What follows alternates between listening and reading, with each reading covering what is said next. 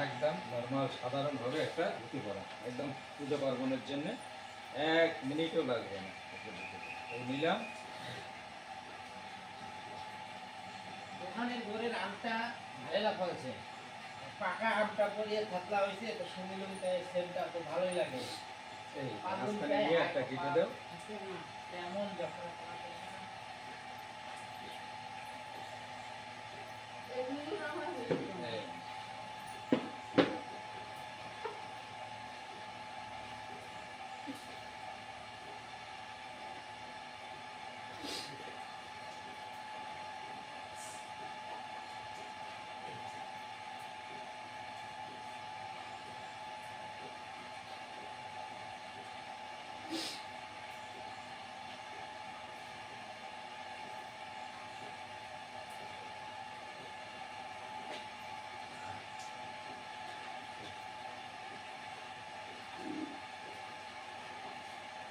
সাধারণভাবে ধুতি পরা।